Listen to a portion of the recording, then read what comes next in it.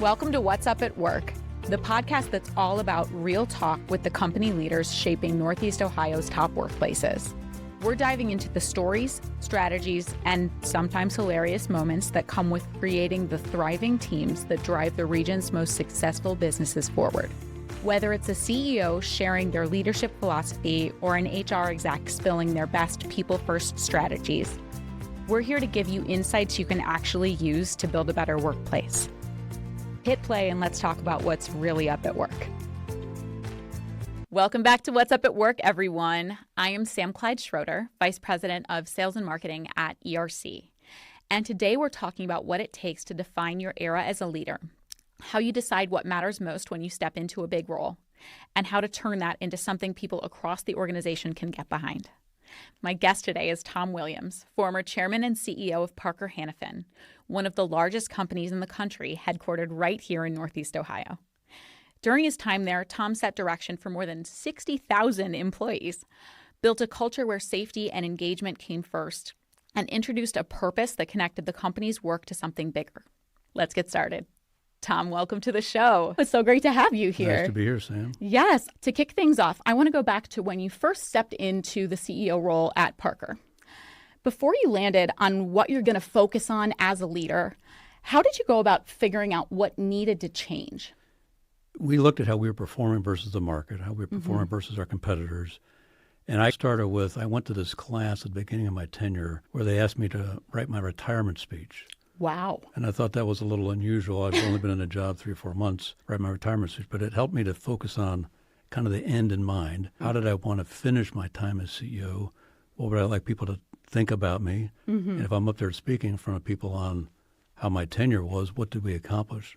So it made me think, actually that process made me think about where do we want to go? How do we want to get there?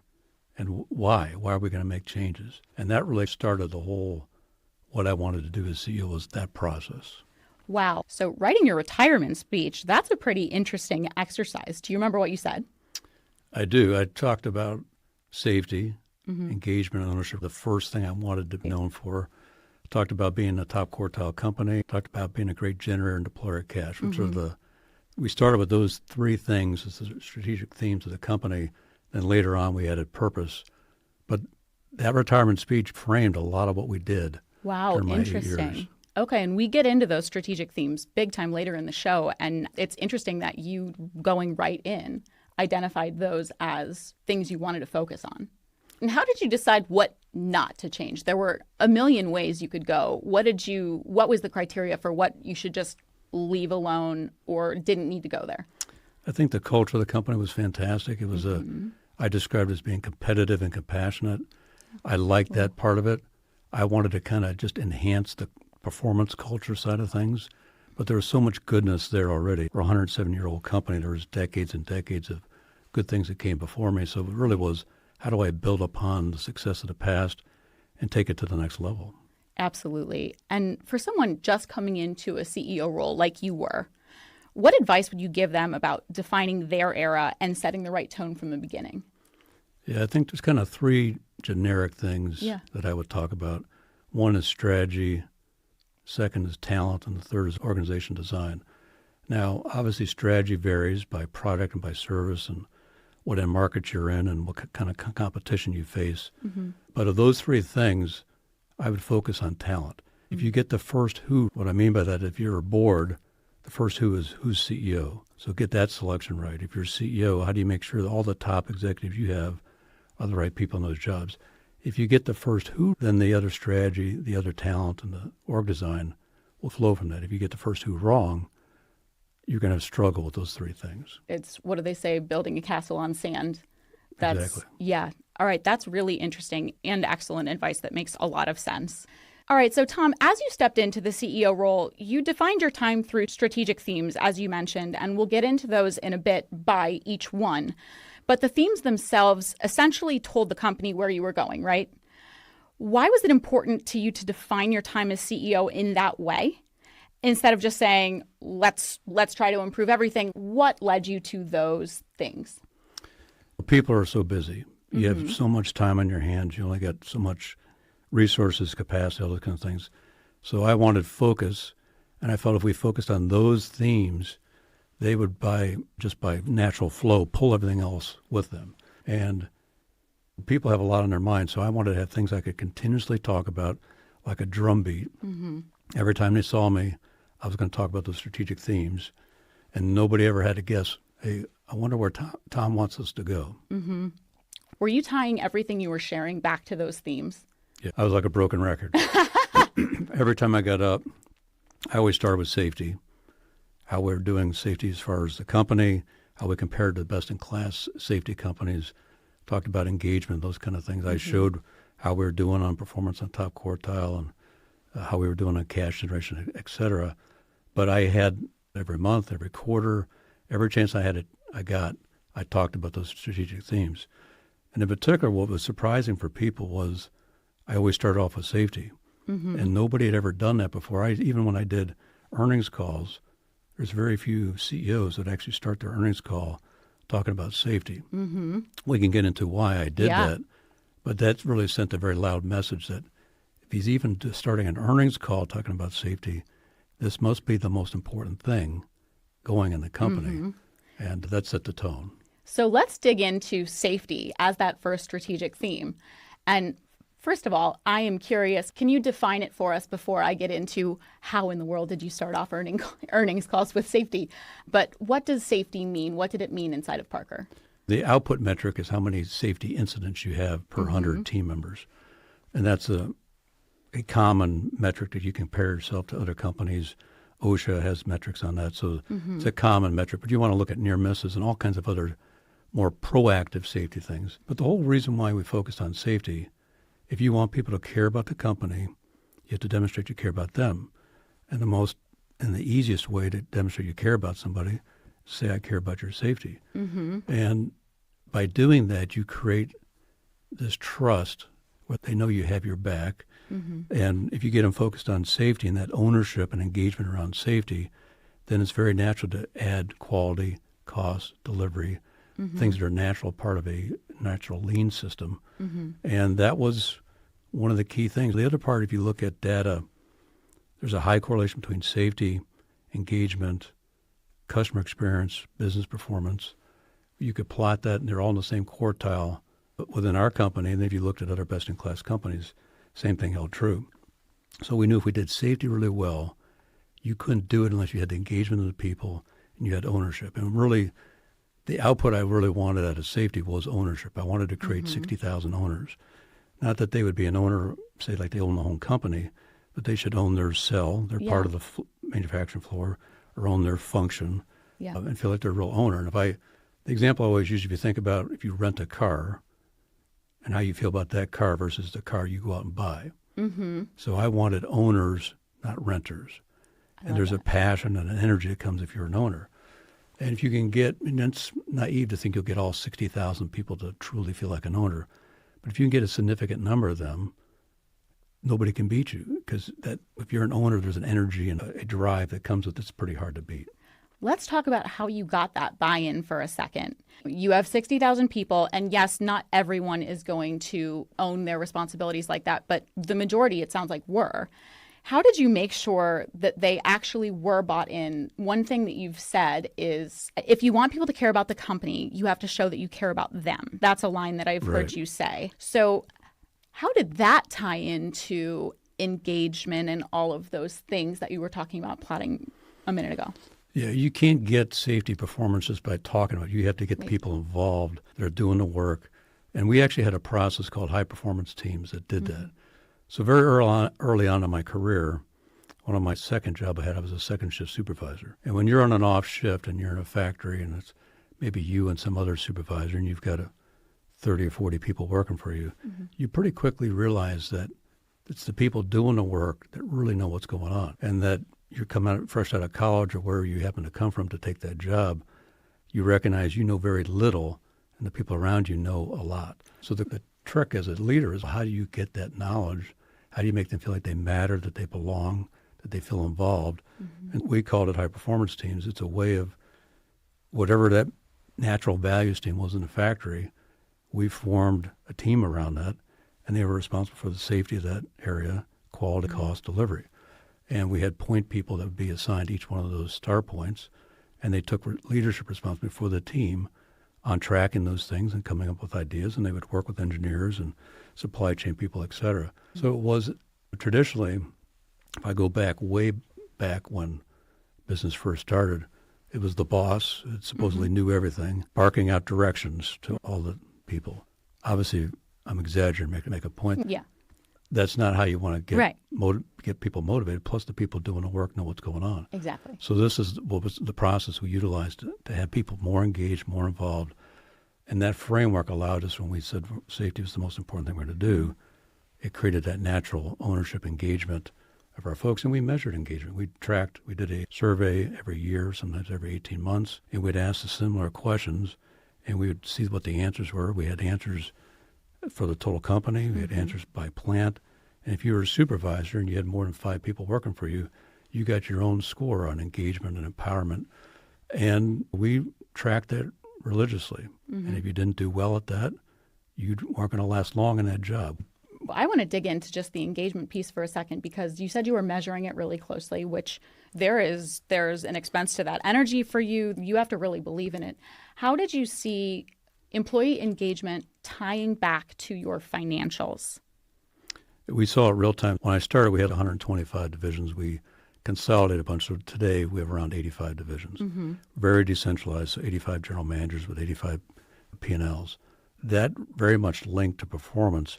We could plot those divisions, and we could plot engagement on one axis and business performance, whether it was financial or customer experience, on the other axis. Really? And there was a very high correlation. If you had great engagement scores, you had great customer experience and great financial performance. Absolutely. And it is important to track that over time, right? And it sounds like you guys kept a pulse on it consistently. And I think a lot of times with engagement, people take it as a snapshot, when in reality, to track performance and how things are going, you need multiple data points. Absolutely. I wish all companies followed that kind of engagement. Is notoriously difficult to link to financials, to link to business outcomes. And I love that large companies are using it as a metric for success. That gives you what top quartile means in engagement, because it's normally not that obvious what's a good score in engagement, but you can figure that out. Absolutely. And that's engagement surveys and engagement consulting. That's something that ERC really spends a lot of time doing for clients. And it's exactly what you said, that outside objective third party is really important. And then the benchmarking as well. You mentioned top quartile, which is a great lead in to your next strategic theme that you put in place when you were just starting out as CEO and you carried through your time. How did you land on that one? People have choices. You can decide where you want to work. If it's a public company, they can decide whether they want to buy your stock or not. Customers have choices. Suppliers have choices. Wouldn't it be good if their choice was, I'm going to pick a best-in-class company? Wouldn't you want to work for a top quartile company? Wouldn't you want to be a supplier to a top quartile company, et cetera? So to define that, we came up with about 15 metrics. Engagement was one, safety was one. There's a number of financial return type of metrics as well. And we could compare that to best-in-class companies. Now, we didn't compare it to, say, a bunch of terrible companies, so we could show up at the top of the list and feel good about ourselves. We went and found the best companies in the world, because capital is fungible, can go anywhere around. And if we wanted to stand out in a crowd, we had to be at the top of that list. Now, for people to conceptualize what top quartile means, if you think about your transcript in high school or college or whatever analogy is good for you, and you listed all your subjects, we wanted to have as many subjects in that top quartile. In other words, getting an A versus all these other companies. And when we started out, we were in the middle of the pack. Now, this was a tough group, so being in the middle was not bad. But nobody gets up in the morning and say, I want to go be average today. So, let's win. And the definition of winning in business is being in that top quartile quadrant. If you work for a top quartile company and you're sustainable at that top quartile, you have a better chance than somebody that's at the bottom of that list. It's just obvious. If you're an A student in business versus getting D's and E's or F's or whatever the grade scale is, you have a better chance of succeeding and thereby having employment. So you were really transparent about those metrics and where you were compared to top quartile companies, and you were transparent across the entire organization. Why did that matter so much to you? I was trying to create constructive competition, constructive tension in the organization. Every quarter I would show where we stood. Whether we were doing bad or good, I was painfully obvious with where we stood. Once you pointed out where you stood, did you also lay out a plan for how to get to the next level or how to improve? Was that part of the conversation as well? Oh, yeah. We probably spent more time on the how. It's easy to say, I wouldn't say easy, but it's easier to say where you want to go and to have a nice visibility screen for everybody to see how you're doing. It's harder than to say, how are we going to get there? And it would be unfair for me as a leader to say, this is where we want to go, but I'm not going to help you in the how. You figure it out. So the how for us was the win strategy, which we could have a whole podcast on the win strategy. The win strategy, for people that aren't familiar with its Parker jargon, it's our business system. And it has 4 areas: engage people, customer experience, profitable growth, and financial performance. Now, we counted on every general manager to implement this in totality. It is the how. And think of it as it's a suite of best practices, both that we saw internally and we saw externally. Wow. And it is very much how we run the company. And that's a great example of the ownership you were talking about before. You were giving general managers a lot of ownership. You were giving people, here's the document, and then making them responsible for going out and executing, right? And my predecessor, Don Washkowitz, he started it in 2001. Yeah. And then when I took over in 2015, beginning of 2015, I went around and asked people, if you could change anything on the win strategy, what would you change? The only thing you can't change is the name. So we're keeping the win strategy. It had tremendous brand recognition. But I said, if you could change anything, what would you change? And so I spent my first 6 months as CEO asking people what would they change, because it was an institutional document. And people felt, oh, geez, I'm having a chance to have actually change this thing. And that's when we added the engage people pillar. That didn't exist before. Yeah, absolutely.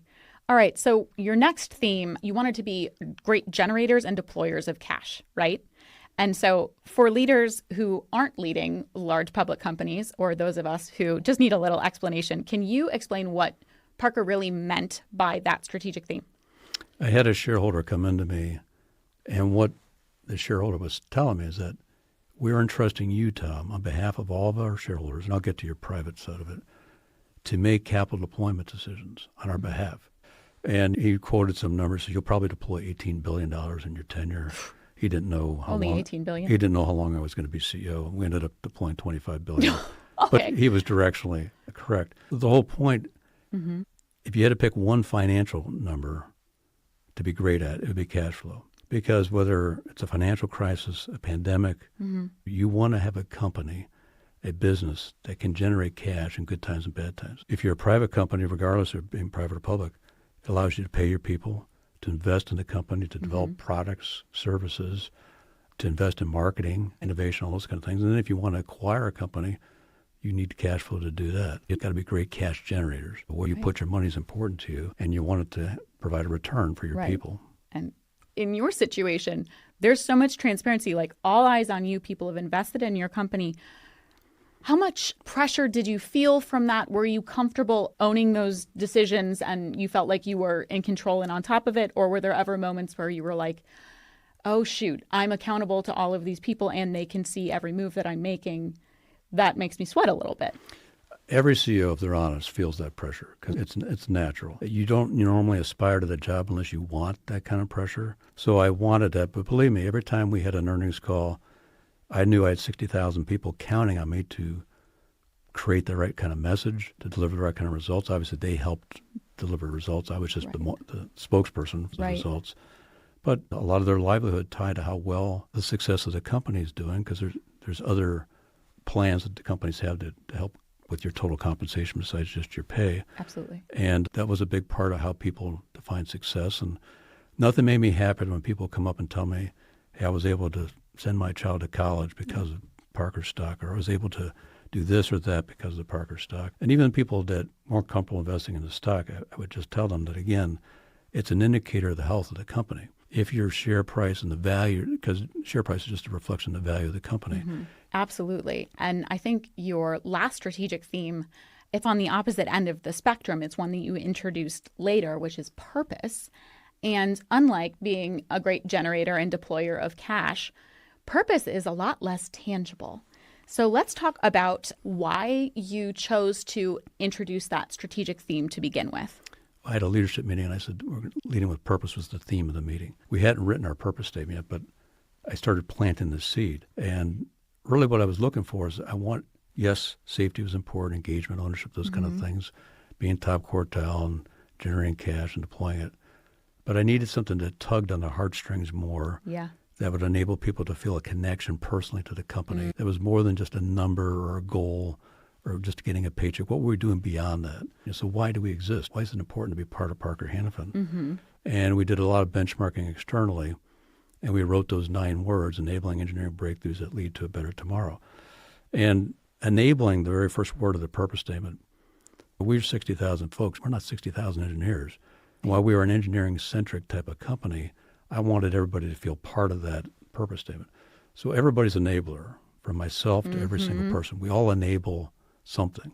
And then the uplifting part of it is creating that better tomorrow. That better tomorrow for you personally, for your family, for your friends, for society, for the company.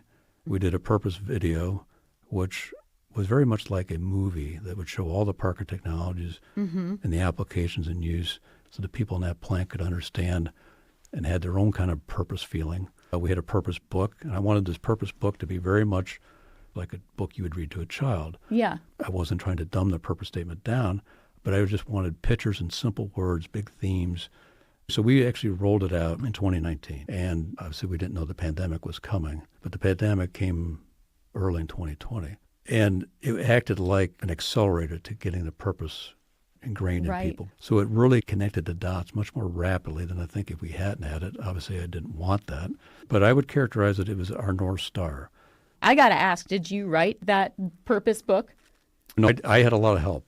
Okay. Obviously, I was an editor, but we had a great communications team. I involved a lot of people in the purpose statement. Matter of fact, the executive councils, the top 25 executives, was a big part of writing those 9 words. And you would think about how hard you could write this in an hour. How hard can 9 words be? But we agonized over it because I really, as I reflect on it, was probably the most important 9 words I ever wrote. And I got the benefit of eventually being able to sign it or be at the end. There was a big team effort there. I was just checking if you have a future career as a children's book author. Oh, no. I'm going to stay in my lane. You stay in your lane. Okay, perfect.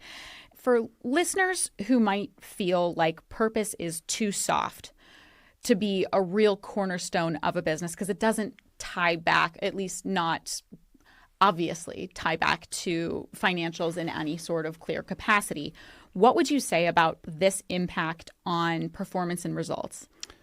If you look at the current generation of people coming up and the young people, I would say most of the people that are under 40, they want that higher connectivity. My generation, we were looking for a job, we were trying to pay the bills, all those kind of things. We weren't maybe as progressive or leading in our thinking.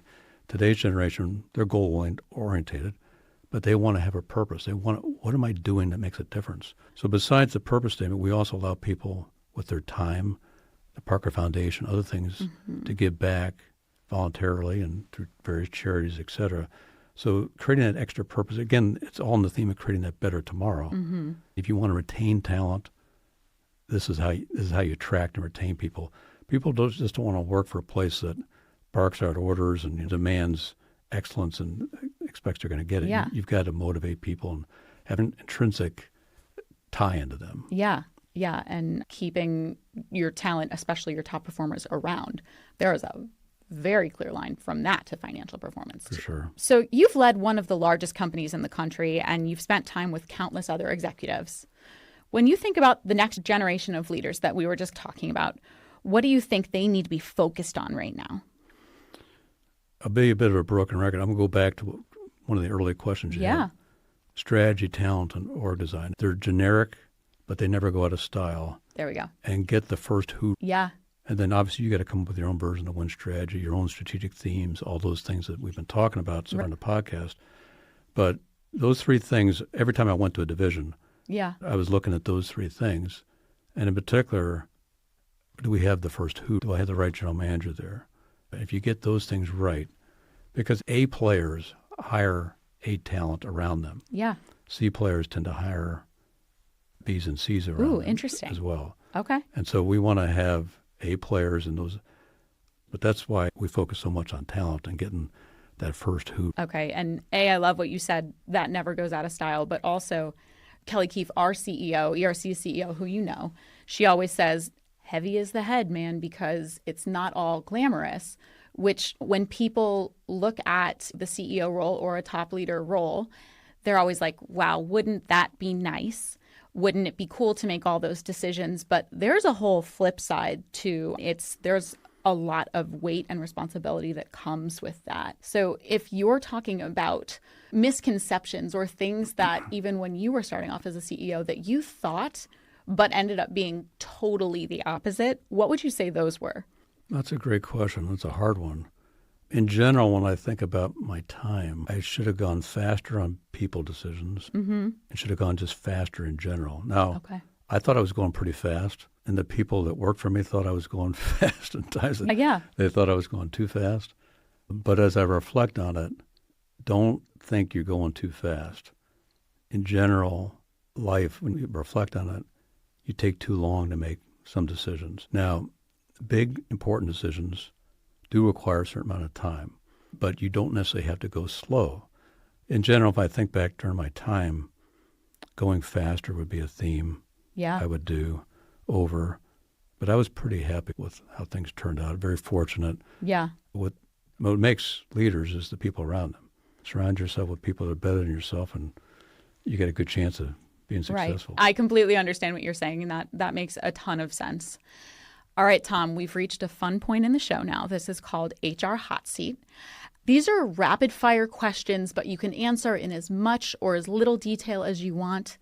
You ready? Sure. All right, let's do it. When you were a kid, what did you want to be when you grew up? I think a fireman. A fireman? Yeah. Why? I think I like the cool helmet and the uniform. Okay, so you haven't been married to safety your entire life. It was more about the aesthetics. But my dad was really big on safety. So early on, when we would do chores around the house, he got me started on safety. All right, so it started young. Okay. What's your favorite way to unwind after a long week? I like to listen to music. Okay. Classic rock, 90s rock. All right, who we got? Bands? The Who, Pearl Jam. Okay. I'm a guitar player. Really? Bad. I played a lot in high school and college, and then I didn't play for 45 years. And frankly, I didn't have time a lot of the time.